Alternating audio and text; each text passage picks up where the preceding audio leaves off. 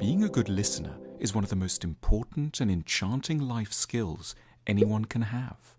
Yet few of us know how to do it, not because we're evil, but because no one has taught us how.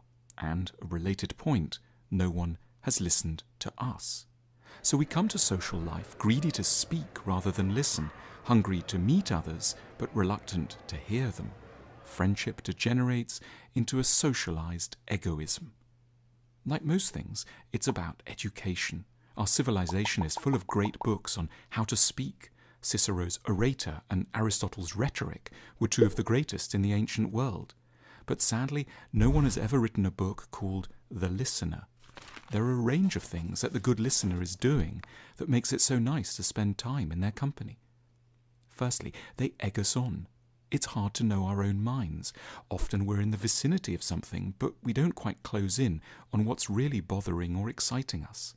We hugely benefit from encouragement to elaborate, to go into greater detail, to push just a little further. We need someone who, rather than launch forth on their own, will simply say those two magic words, "Go on." You mention a sibling, and they want to know a bit more. What was the relationship like in childhood? How's it changed over time? They're curious where our concerns and excitements come from. They ask things like, why did that particularly bother you? Why was that such a big thing for you? They keep our histories in mind. They might refer back to something we said before, and we feel they're building up a deeper base of engagement. Secondly, the good listener urges clarification. It's fatally easy to say vague things. We simply mention that something is lovely or terrible, nice or annoying, but we don't really explore why we feel this way.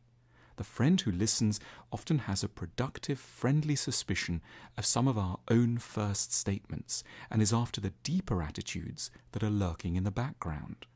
They take things we say like, "I'm fed up with my job," or "my partner and I are having a lot of rows," and they help us to focus in on what it really is about the job we don't like, or what the rows are really about.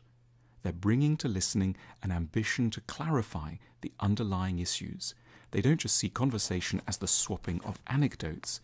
They're reconnecting the chat you're having over pizza with the philosophical ambitions of Socrates, whose dialogues are records of his attempts to help fellow Athenians understand their ideas and values in a better way. Thirdly, good listeners don't moralize. The good listener is acutely aware of how insane we all are. They know their own minds well enough not to be surprised or frightened about this.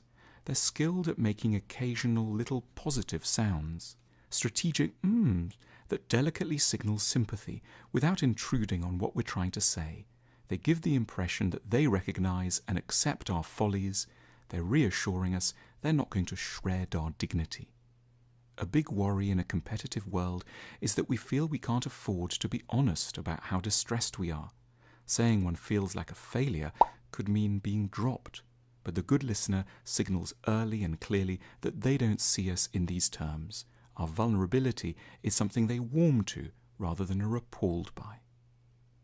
Lastly, good listeners separate disagreement from criticism.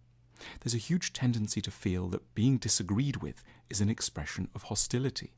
And obviously, sometimes that's right, but a good listener makes it clear that they can really like you and at the same time think you're wrong.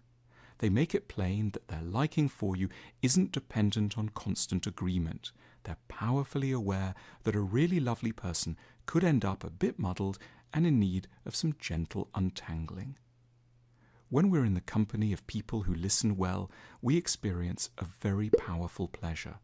But too often we don't really realize what it is that this person's doing that's so nice. By paying strategic attention to the pleasure, we can learn to magnify it and offer it to others, who will notice, hear, and repay the favor in turn. Listening deserves discovery as one of the keys to a good society.